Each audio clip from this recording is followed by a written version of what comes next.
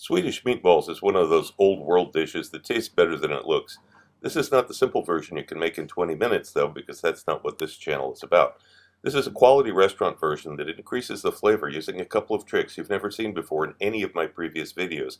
And it's quite a feat to increase the flavor of Swedish meatballs and still have it be Swedish meatballs, because the very nature of the dish is defined by its mild flavor, very little seasoning, and in a cream sauce no less. Still, it can be done. This intensifies flavor perception with polyphenols as explained in Volume 3 of my cookbook series. I'm beginning with a piece of pretty tough meat. This is part of the end of a sirloin, I think, but you know, Russia doesn't Russian butchers don't label things very well, so all it says when you buy it is beef most of the time, like this. But you can tell from this, got a lot of long fibers, not very much fat. This is going to be a very tough piece of meat to cook if you were to just cook it ordinarily style, but it's got a lot of flavor in it because this muscle was worked a lot, and that's really what you want for this. You want something that was that's pretty tough, so because you're going to grind it up anyway, but it's got a lot of flavor. So we're going to cut this up into cubes first. Now this is the size cubes you want. You want them to be about the size of your thumb, and once they're all cut up like this, you'll put them in a plastic box. You're cutting them in cubes for two reasons. One is to maximize the surface area for the enzymes to work, which you'll see in just a minute, and then also so that they're going to go through the meat grinder. Okay, I've got a couple of mushrooms here. They weigh about 60 grams in all. I'm just going to break them into coarse pieces into the cup of the stick blender, just to get the blender started. You don't need to chop them up or anything fancy. And I've got 250 milliliters, about a cup of water, but I'm not going to add all of it at once because it'll make it very hard to puree these smoothly. So I'm going to add about half the water, and then we'll do the puree.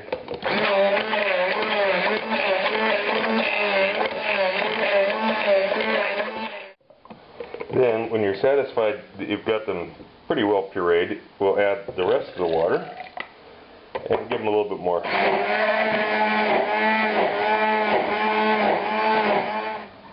Now back to the container that had the beef in it. This mushroom, pureed mushrooms, is going to go over the top. And if you use a small container like this, you'll see that there's just enough liquid to submerge the meat.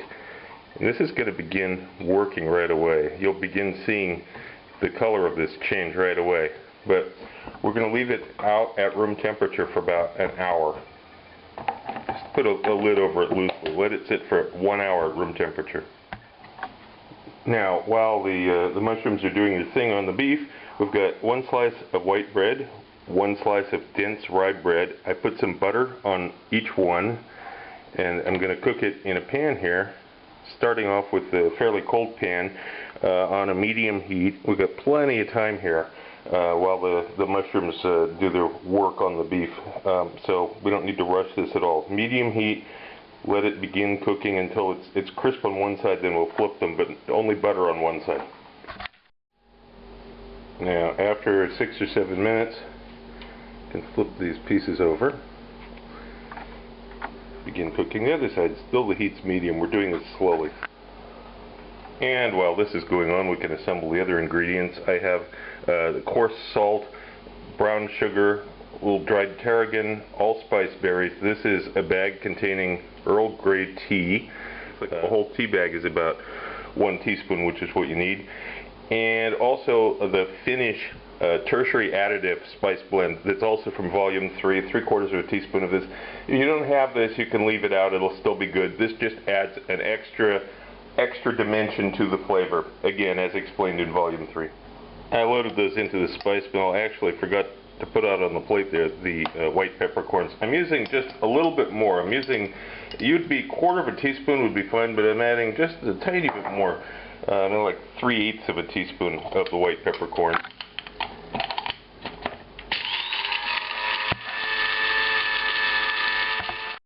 Another 7 minutes have passed. I'm going to flip it back over, and now I'm going to lower the heat down from 5 all the way down to 2. We're going to cook it real slow the rest of the way now.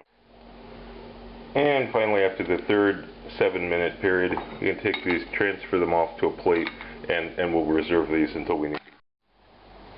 Okay, it's been an hour now for this meat in the mushroom puree. You can let this go longer. You can let it go for 2 or 3 hours if you want to, but don't refrigerate it, and you know, don't go too long, because it will. I mean, obviously it'll rot eventually. Absolutely save this liquid, because this is going to be used in making the sauce. Okay, the meat transferred out. Okay, now this has done its thing. Now I am going to cover this and put it in the refrigerator. We don't want this to spoil, and it's going to be quite a few minutes before we're ready for using this.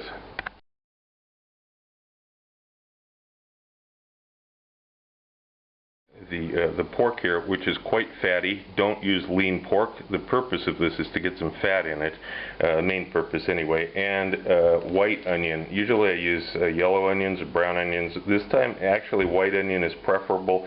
You know, if you don't have it, you can use yellow, but this is actually better. So we've got the 160 grams of fatty pork here, 60 grams of white onion that is coarsely chopped. It's just going to go into basket here, give it a little mix around, and then this has to get fed through the meat grinder. Preferably you want to go through the meat grinder 2 times.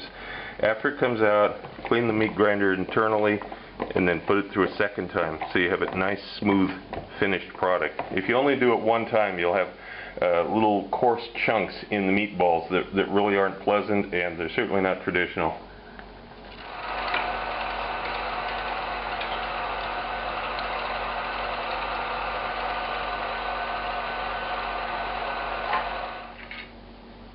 Into the bowl of the food processor, you take this bread that you fried, basically, break it up into some reasonable sized pieces here, make it easier for the food processor to chew it up, and the sourdough bread as well. That's fun.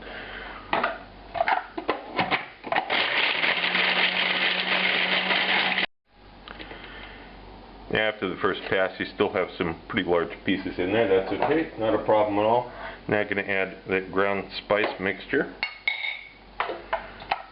This will absorb some of the moisture and help chop up the bread more. Okay, still got some fairly large chunks here, not a problem. There's the egg yolk. There's the 45 mils of cream. And the final blend here. This is meat that went through the grinder 2 times, and you can see the texture now of this bread and seasoning. This is smelling really good, especially if you've got the finished spice mix from Volume 3. This smells really, really good right now. And we're just going to mix this together. Don't over mix it, because you don't want to make the meatballs tough, but you need to make it fairly homogeneous. And you can use your fingers too. And the next step is to get a plate, sprinkle it with flour, and begin making small meatballs. Roll around, put it on the flour, and get the next one and repeat the process. It should have been enough for roughly 24 meatballs, depending on exactly what size you make them. Sprinkle them with flour, and you give them a little roll like this.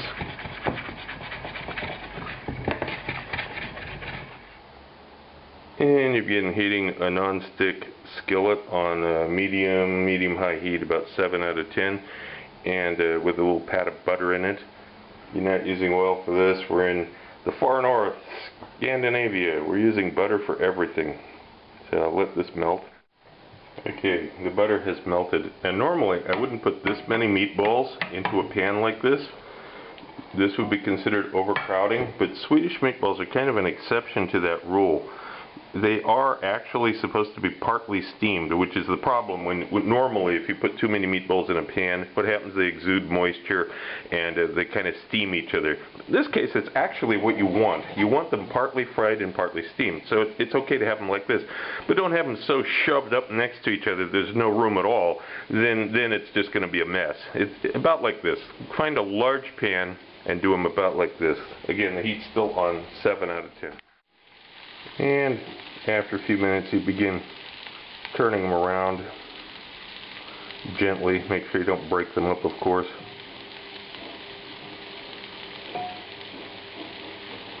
We're not looking for super dark browning here. We're just looking to crisp them up and firm up the outside. We're going to cook them some more in the sauce later.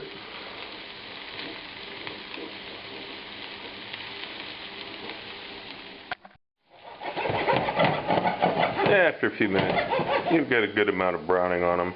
You can transfer these off to a bowl. And now we've got this mushroom puree that the meat was soaked in that goes into the pan.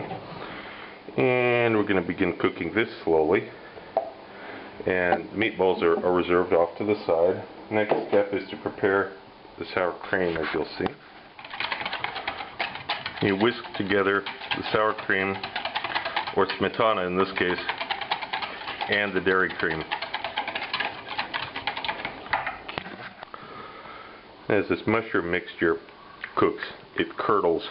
You'll get kind of coagulated pieces in here. That's fine, that's what you want. It's going to be just fine in the end. Let it cook a little bit more. Bring it up to a simmer. I'm going to increase the heat just a little. Okay, it's as coagulated as it's going to get, it seems. And now we're going to introduce the cream and sour cream to this.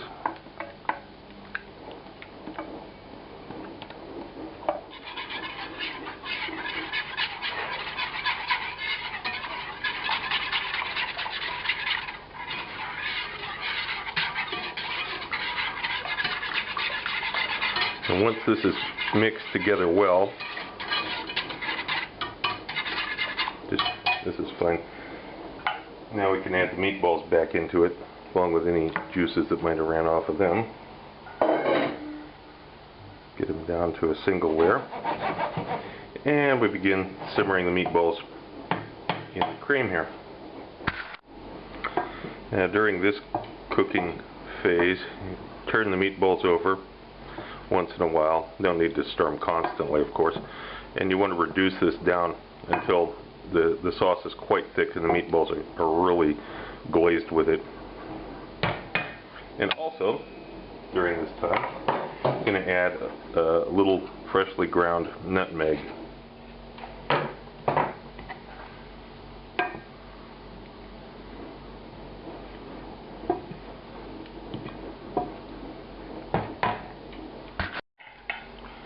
Now, as the sauce thickens, you need to taste it and adjust the salt. It'll need a little bit more salt, and it might need a little bit more white pepper. Don't use black pepper on this. That does not belong in this dish.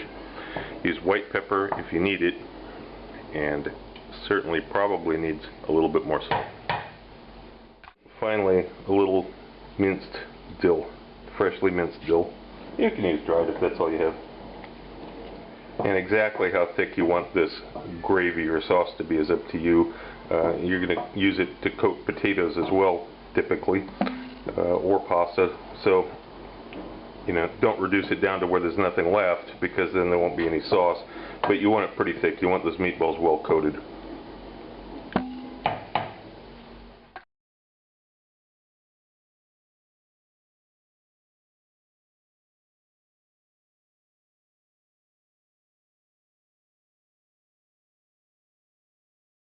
I'm very pleased to announce the release of Volume 3, The Focus on Food Chemistry.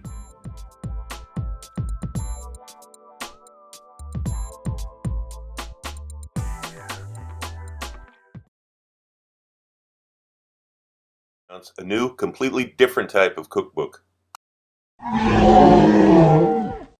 If you watch my channel regularly, you know that the recipes I present are usually centered on meat or seafood and seldom vegetarian dishes. This new book is a departure from that norm. Only vegetables, fruits, eggs, and dairy are used in dozens of recipes here. The key here is that these recipes don't taste like typical vegetarian food. This isn't a bunch of salads and bean sprouts wrapped in pita bread. These are completely satisfying, hearty dishes that use the science of food chemistry to produce meat-like aromas and flavors.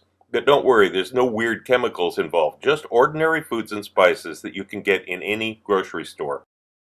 This really is an entirely new approach. These are flavorful, filling meals produced by a distinctive cooking method and unexpected combinations of ingredients. Once you see how it's done and understand the method, you can apply these preparations to some of your own recipes and transform them into vegetarian dishes too.